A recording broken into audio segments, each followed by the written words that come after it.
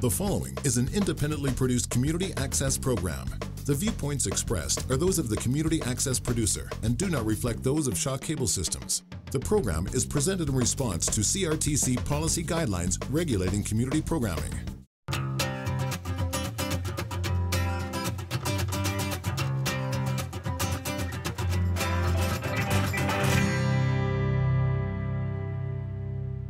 Hello, on today's show we're going to be learning how to make a small stained glass window.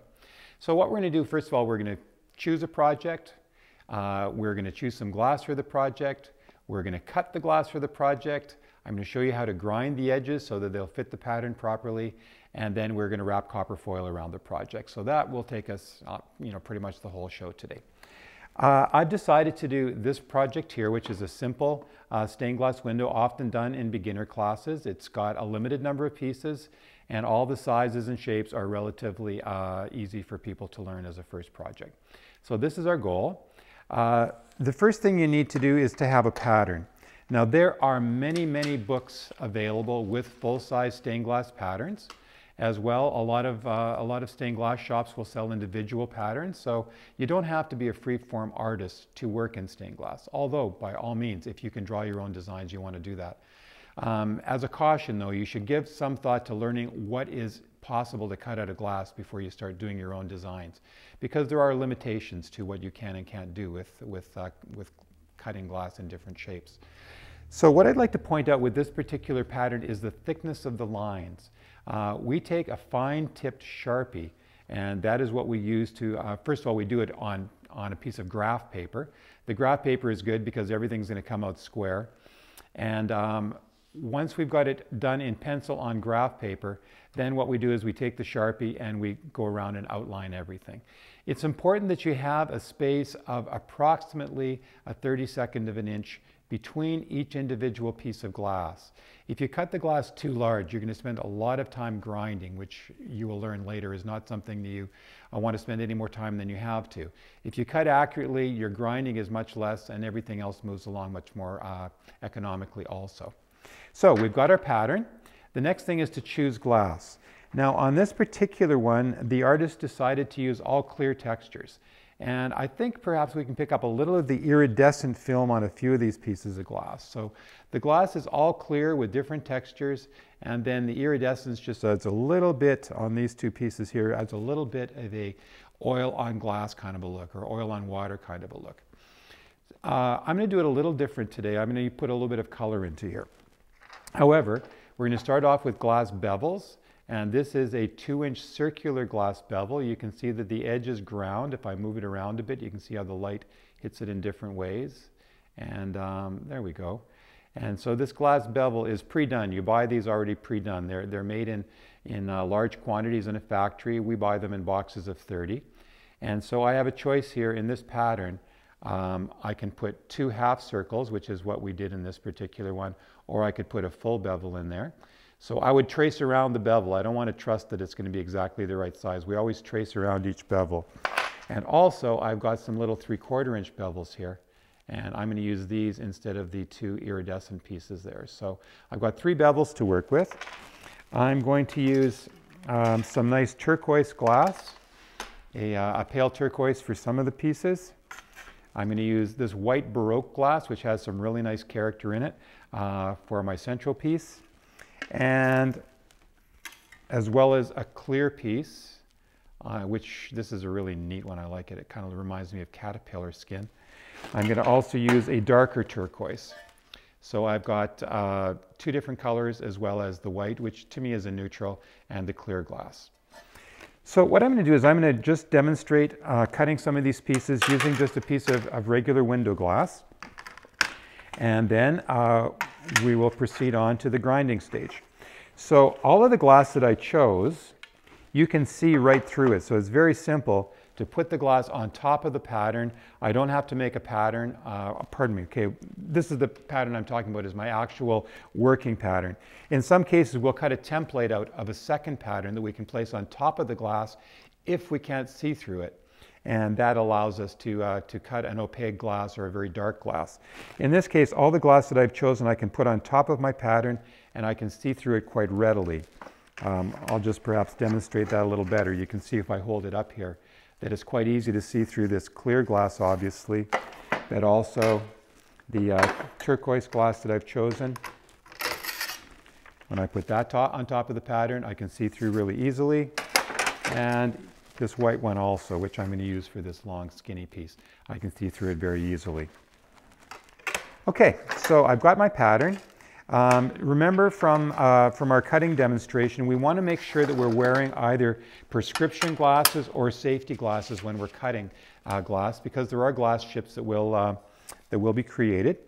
So I'm wearing prescription glasses. If you don't wear glasses, get some safety glasses. And I'm going to start off cutting the biggest piece of whichever the biggest piece I'm going to make of each piece of glass. So for example, if that turquoise is going to be 3 pieces, I will take a look at the 3 pieces I'm going to do out of the turquoise. I will do the largest one first. It makes sense that if you cut a large one and you mess up on it, you can always cut a small one from that large one, but you can't put a bunch of small pieces together to cut a larger one. So always start with your biggest piece of each individual glass type that you're going to be using. So in this case, I'm going to be doing these 2 pieces out of the clear glass. So I'll start off with those. I would like you to keep in mind that we want to, as well as doing cutting the largest piece first, we also want to cut the most difficult shape out of each individual piece first, so that there's no sense doing the straight lines, which are generally easier to do first. We want to do the more difficult curves, the inside curves, the outside curves, and then do the straight lines. And we'll have a higher success rate if we do that, and we'll have less waste in the long run. So the first thing I want to do is just cut off a piece that's roughly a little bigger than what I'm using, about 1/2 inch or so. So I'm going to go along. Remembering from our cutting demonstration, my body is parallel to the edge of the table. I'm putting the glass cutter onto the glass and then pushing forward. You should be getting the pressure from your shoulder. If your hand is shaking, that means you're trying to get too much pressure with your hand and not enough with your shoulder. So depending on the glass cutter you're using, this Thomas grip that I have fits right in there so I can get my whole arm into it. So I've made my first score. In this case, I'm going to use my hand since it's a fairly big piece, and I will just go up with my fingers, down with my thumbs. I can now put it back on my pattern, and I want to do this curve and this curve next, because those are really the most difficult cuts that I have to make. So keep in mind, I want to be able to see that black line in between all of my pieces. When everything is said and done and you put everything on top of your pattern to solder it, you need to have a little bit of space in between your pieces or they will not fit properly. So I'm going to take my glass cutter. Now this piece here is not going from edge to edge, but I have to score from one edge of the glass to the next. So I'm going to start a little bit over, and I'm going to bring myself over to this black line. And I'm not cutting on the line, I'm cutting right on the inside of the line. So my goal is to have all of the black line cutting smaller than the black line, but not having a lot of white showing later on when I'm finished cutting. So notice I started at one end, I went all the way to the other end, and then even though my piece of glass I'm cutting stopped there, I went all the way to the border of the glass. And now I'm going to use my running pliers. And remember, it's important with the running pliers that the screw is up so that they're going to work properly. Now this screw is non-functional for our purpose. It's actually meant if you're doing fish tanks and you wanted to use thicker glass, you could adjust it so that the jaws would not close completely and you wouldn't mar the edges of your fish tanks. In our case, all the glass we're using is much thinner, and I just use this as a way of knowing which way I should be holding the pliers. So the screw is always up. So in this case, I line it up with my one score.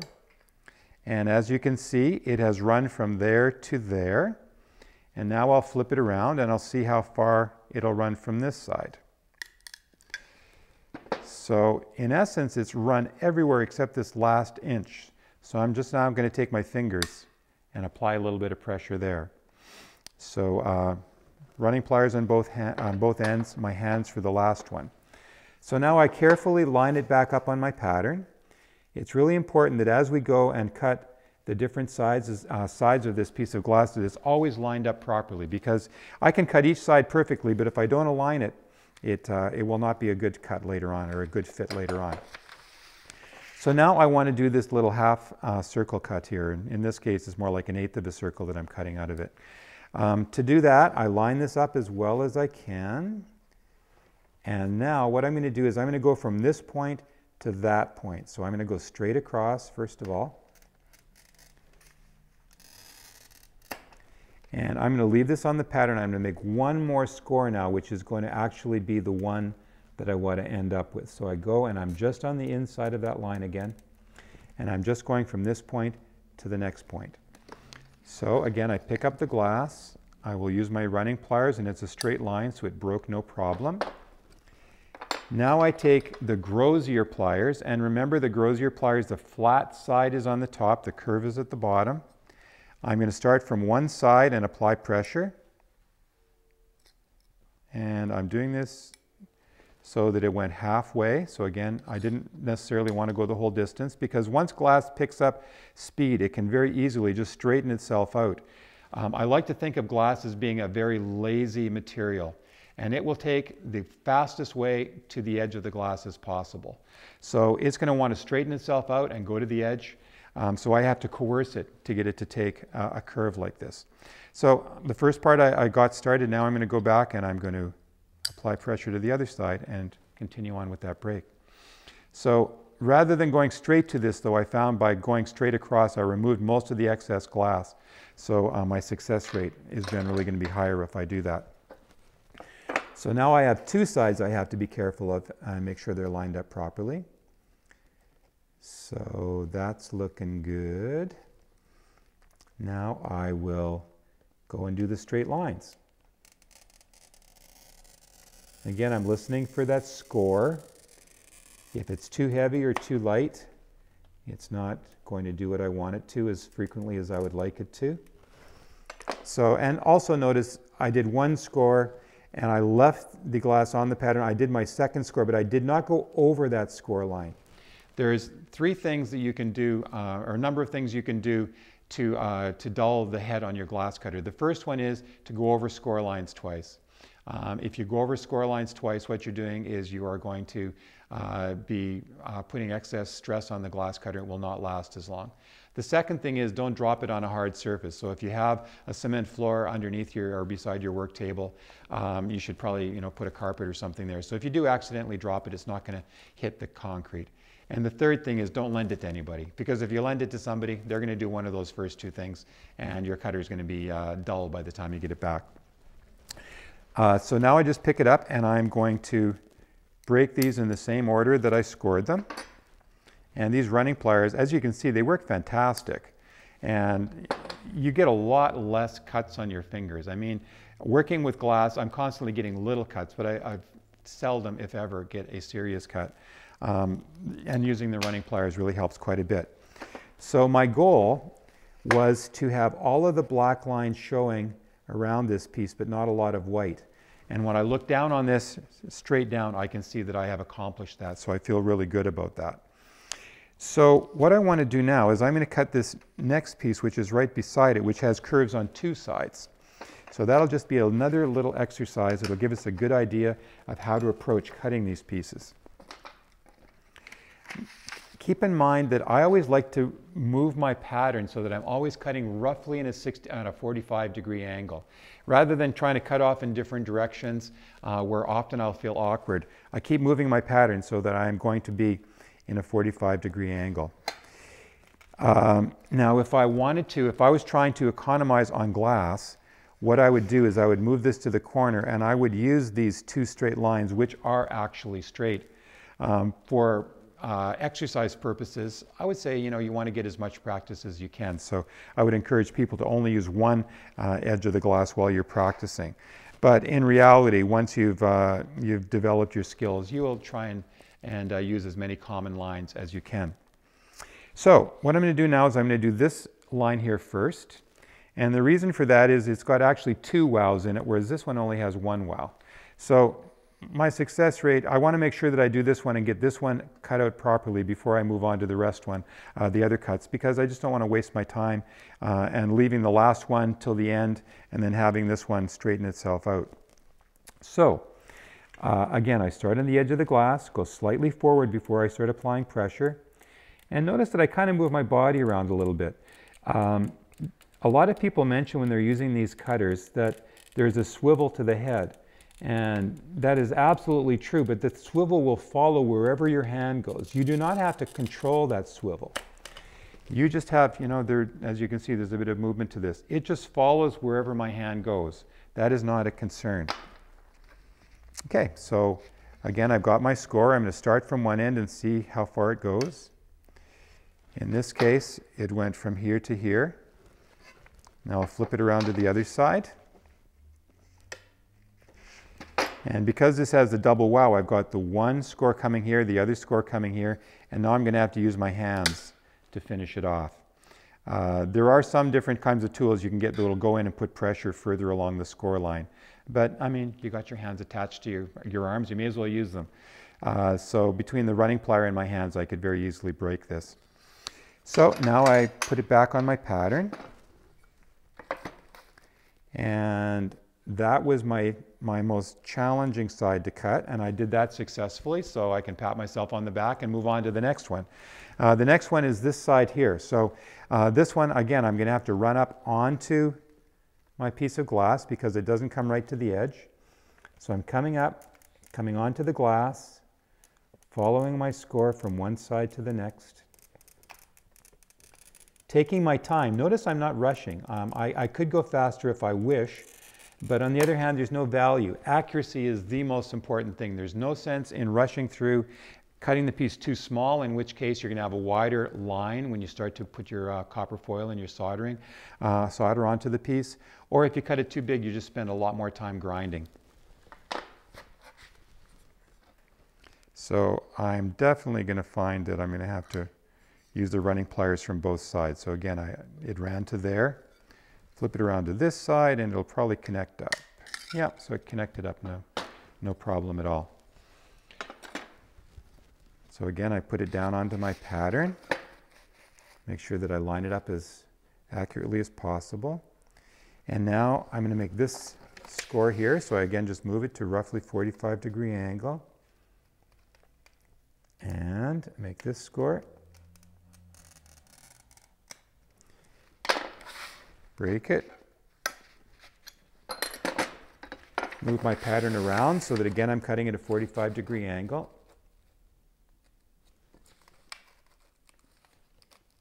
Make sure that I take my time to line it up properly. And now I make my final cut.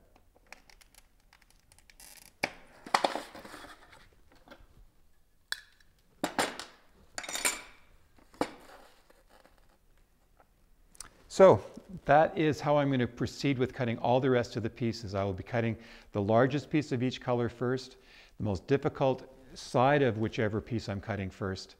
And I like to cut all of my pieces at one time. So I'll cut all my pieces first and then move on to the grinding process. So what I'd like to do is I'm going to take a moment, set up my grinder, and when I come back, I will show you how you can grind these pieces to fit the pattern perfectly.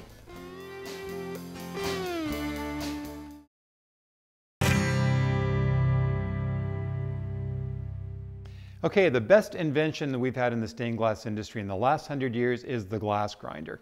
This has been available for about 40 years now, and it will help us to shape our pieces. So nobody cuts perfectly, even myself.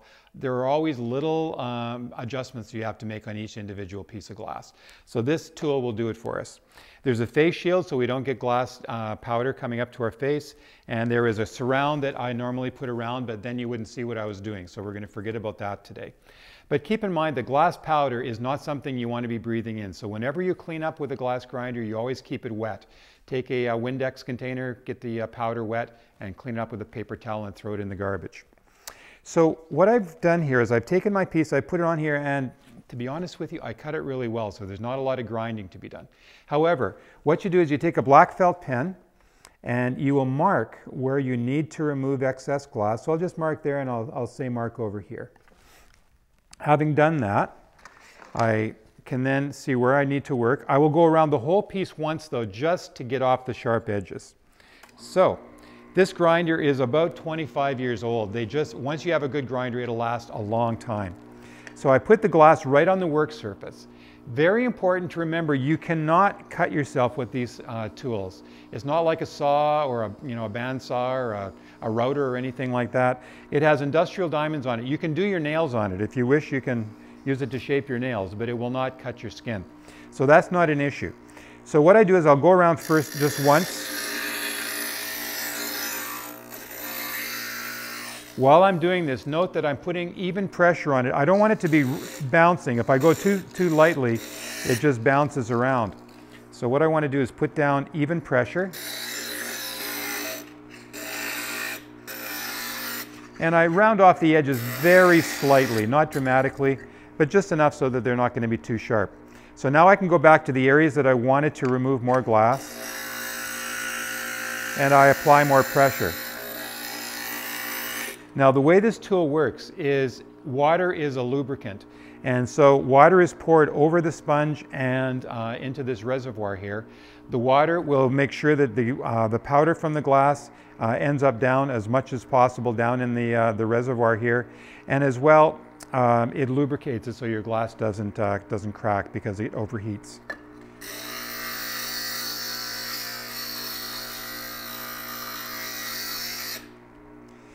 So that's the glass grinding process. What we would do is dry this off. It's important that you put a piece of plastic over your pattern because you don't want to get it wet. Once it's wet, it starts to wrinkle, and it's really, you can't solder on it later on, and we have to solder on top of this. So dry your piece off really well, check it. If there's a part that you missed, mark it again with the pen, and do that with every individual piece. And my theory is that if you grind every piece to fit the pattern properly, I wouldn't put all the pieces in there. I would just, do one at a time. So what I'm going to do is I'm going to clean this up now, and I'm going to show you how to put the copper foil around the edge of this piece of glass.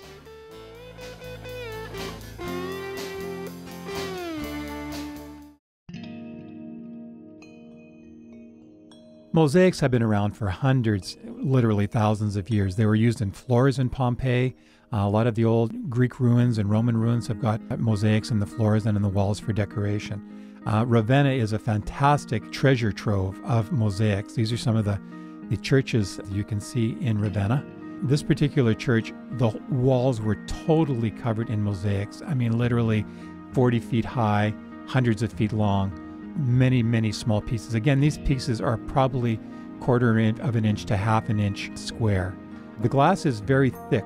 It's usually about 3/8 to a half an inch thick, and very ununiform in thickness. And the idea was that the light would hit it in many different ways. So when you get the light from the candles during a service or the light from the windows shining in on this, not only do you see the beautiful design in the glass, but you get a lot of sparkle happening, especially if there's a lot of gold leaf. And you can see here with behind Christ's head and on the book, a lot of this glass had gold leaf on the front or the back of it for different effects. And you can imagine with glorious sunlight coming through how this golden glass just absolutely glowed and really gave a feeling of regalness and royalty to the images that were being portrayed. A lot of symbolism, a lot of this was done during the Byzantium era, and a lot of these symbols are, more of an Eastern type of a feel to it. This one is a mosaic which was actually much more recent, showing some nuns. And doing faces is very challenging in mosaics, but I think they've done a good job of accomplishing that in this particular piece here.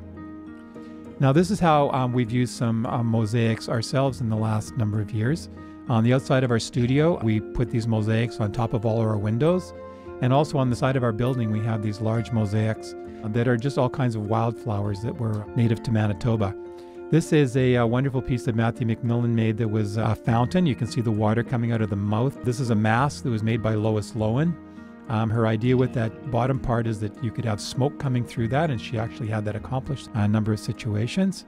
And of course, doing a backsplash for your kitchen. So isn't it wonderful to use just regular tiles for most of it, but to have this real focal point in the center of your kitchen. So during the break, I ground all the pieces to fit my pattern properly. It was important that they all fit within their little areas. And I then wrapped copper foil around these pieces. So that's what I want to show you now, how I actually wrapped the foil around it. The reason we put the copper foil around the glass is because the next step is soldering it together. Solder is what holds smaller stained glass pieces like this together. So we need a surface for the solder to adhere to, and copper is the best choice for that particular purpose. Copper bends easily, so we can use it as a foil, and also it takes solder very easily. This process was developed in the late 1800s by Louis Comfort Tiffany for a lot of the lamps that he designed. And at that time, they would have a sheet of copper. Their glass was varying in thickness, so they didn't want one particular width. They wanted many different options. So they would cut the sheet to the size they needed, put beeswax on it, and very quickly adhere the glass or the foil, pardon me, to the glass before the beeswax got hard and wouldn't stick anymore.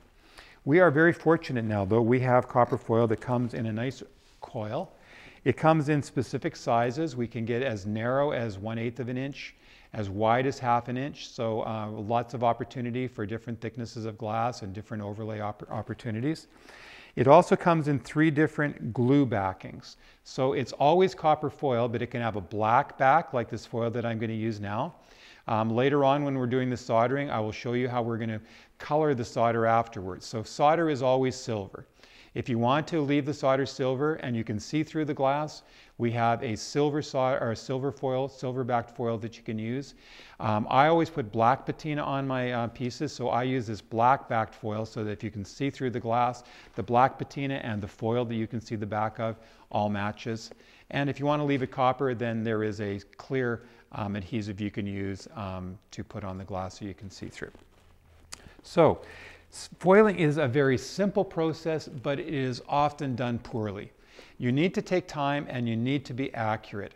If you put the foil on poorly, what you're going to find is you're going to have more foil on one side than the other, and you're going to have very inconsistent solder lines, because where it's more on one side, that means it's less on the other, and you get very irregular lines, which is not considered a very professional finished piece.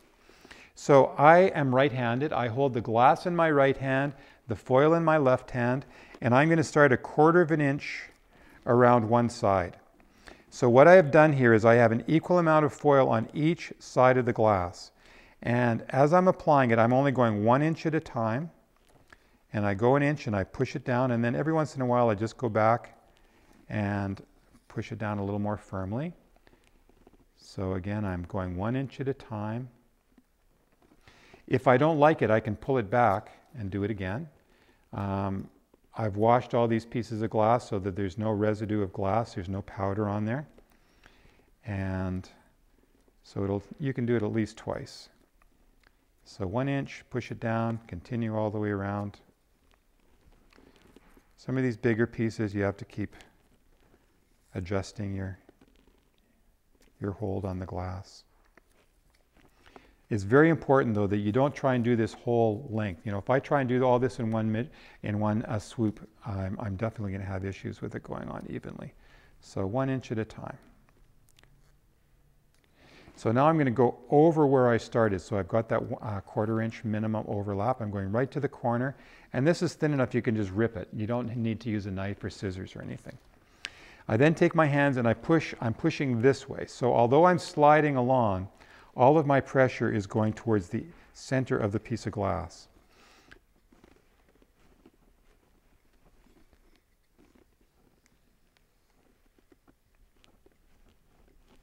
You kind of tuck in the corners, just kind of like a little gift birthday present. And then you take any kind of a hard object. This is called a fid. It's used specifically for this purpose. And you just go along. I would do this on the tabletop, but I'll just hold it up so it's easier to see. And usually you can go over it once and then a second time, and that's really all you need to do. So the idea is this foil has to adhere really firmly to the glass. If any of the flux, which is part of the soldering process we'll describe in the next show, gets underneath the foil, it lifts it up and it no longer adheres properly to the glass. So it's really important that you burnish it well with this tool. Thank you very much, and we will see you in the next segment.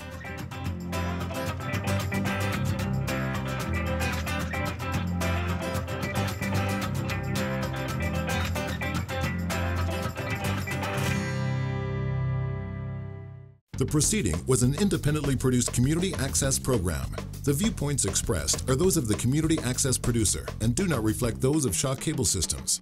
The program is presented in response to CRTC policy guidelines regulating community programming.